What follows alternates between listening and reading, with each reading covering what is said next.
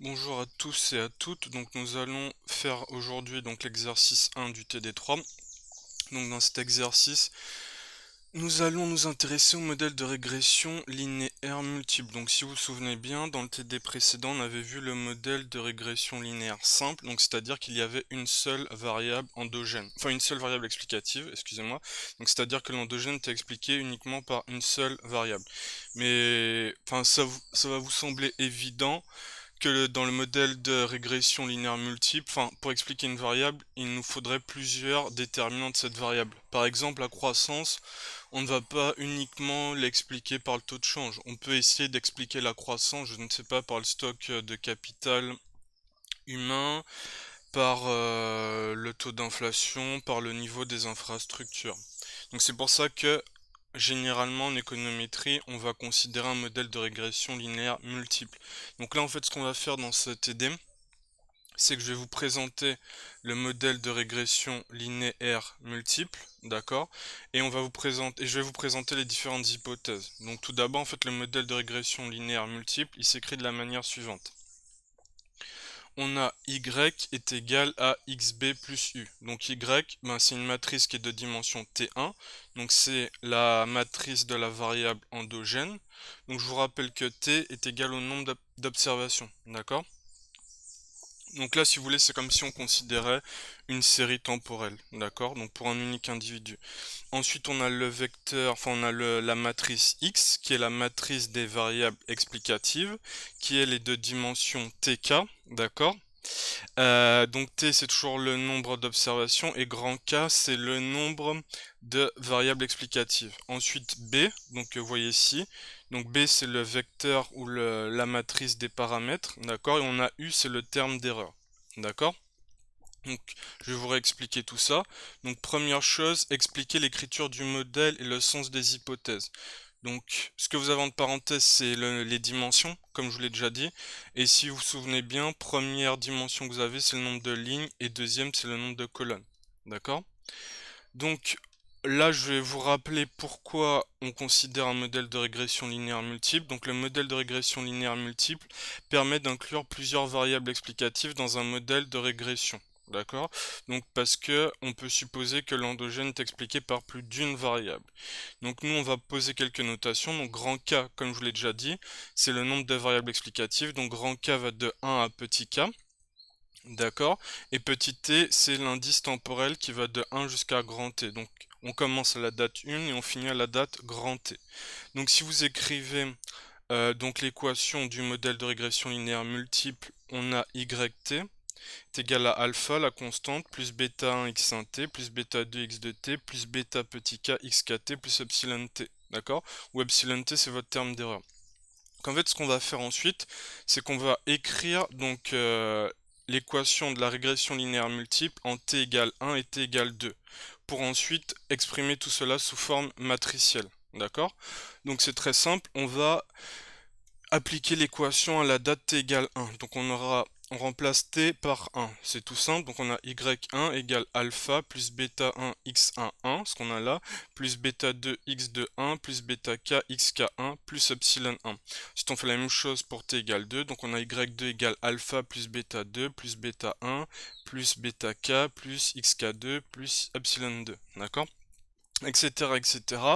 Du coup, si on fait la même chose pour grand T, donc la date finale, donc on a alpha plus bêta 1 x1 grand T plus bêta 2 x2 grand T plus bêta petit k xk grand T plus epsilon T.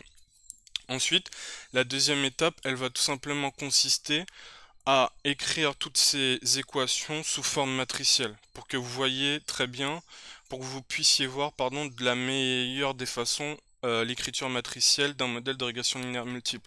Donc si vous regardez, ici on a l'endogène, d'accord? Donc on a le vecteur de l'endogène qui est de dimension T1. Donc on voit bien qu'on a une seule colonne, donc d'où le 1 en deuxième dimension, et on a un grand T qui est égal au nombre de lignes, d'accord? Donc tout simplement, on aura y1, y2, yt. Ensuite, on doit, si vous regardez l'écriture, on doit voir x. Donc x, c'est la matrice des variables explicatives, ok? Ben, on a tout d'abord une colonne de 1, je vous expliquer pourquoi, et ensuite dans chacune des colonnes, vous regardez, vous avez une variable explicative, d'accord? À chacune des dates, donc là c'est x1, puisque vous regardez c'est x1 la date t égale 1, x1 la date t égale 2, x1 la date t égale grand T, x2, ta. Et in fine, on a x grand K à la date t égale 1 et x grand K à la date t égale 2, d'accord? Ensuite, xkt. Et ensuite, on a le vecteur des paramètres, d'accord? Donc, on a alpha, bêta 1, bêta 2, bêta k. Donc, pourquoi on a une colonne de 1? Parce que si vous vous souvenez bien, quand on va faire l'écriture matricielle, si on développe, en fait, on aura ligne fois colonne. Donc, on aura 1 fois alpha, donc ça va vous donner alpha, d'accord? Plus x1 1 bêta 1, donc c'est ce qu'on retrouve là, x1 1 bêta 1 plus x2 1 bêta 2 plus xk1 bêta k, d'accord? Normalement, si vous faites attention, il doit y avoir une erreur là. Je vous laisse juste regarder vite fait, voir est-ce que vous voyez l'erreur dans cette slide. En fait, l'erreur elle est super simple, c'est que normalement c'est un plus. Donc normalement là il y a un plus epsilon 1 plus epsilon 2 epsilon t, ok? Parce qu'on doit sommer tout simplement le terme d'erreur. Donc là on l'a appelé U, mais dans notre cas on va le considérer, on va l'appeler epsilon, ok? Donc, que n'ai-je pas dit? J'ai déjà tout dit, je pense. Y, donc que vous avez, donc c'est le vecteur de la variable endogène, dimension T1. Ça c'est le vecteur des variables explicatives plus la constante. Donc il y a k variables explicatives plus 1, d'accord? Donc la dimension plus 1 c'est à cause de la constante. Le troisième vecteur, c'est le vecteur des paramètres à estimer, ok, qui est de dimension k plus 1, 1. Donc k, parce qu'il y a k paramètres, parce que vous avez k variable explicative plus 1 pour la constante. Et ensuite, on a le terme d'erreur, ok. Donc, vous regardez, ensuite, on doit expliquer le sens des hypothèses. Donc, j'ai récupéré les différentes hypothèses que nous avons. Donc, les différentes hypothèses des moindres carrés ordinaires. Donc là, on en a 4. Donc on a H1, H2, H3, H4, logiquement. Donc première hypothèse nous dit quoi? Que l'espérance du terme d'erreur est égale à 0 ou que l'espérance d'epsilon est égale à 0. D'accord? Donc ça veut dire qu'en moyenne, la moyenne de l'erreur est nulle. D'accord? Donc en fait, c'est une hypothèse qui n'est pas nécessaire à l'estimation. Donc si cette hypothèse n'est pas vérifiée, on peut quand même estimer par moindre carré ordinaire et obtenir in fine notre bêta chapeau, d'accord? Mais en fait on a besoin de cette hypothèse pour les tests de significativité et pour que l'estimateur MCO soit non biaisé. Donc ensuite deuxième hypothèse, X c'est une matrice certaine, c'est-à-dire non aléatoire. Donc la matrice des variables explicatives est non aléatoire, donc c'est-à-dire qu'elle est observée sans erreur, ok? Donc espérance de epsilon conditionnellement xt égale 0. Donc ça c'est encore une typo. C'est-à-dire quoi non aléatoire? C'est simple. C'est que la matrice, enfin le vecteur du terme d'erreur n'est pas corrélé avec la variable explicative. Donc prenons un exemple. Pensez que vous êtes à la plage. Bon, ça nous changerait tous de Nanterre. Donc imaginons qu'on est à la plage et que vous intéressez aux ventes de glace. Donc vous dites, est-ce que les ventes de glace sont corrélées à la température? À ce moment-là, oui, il y aura une corrélation. Et si vous ne mettez pas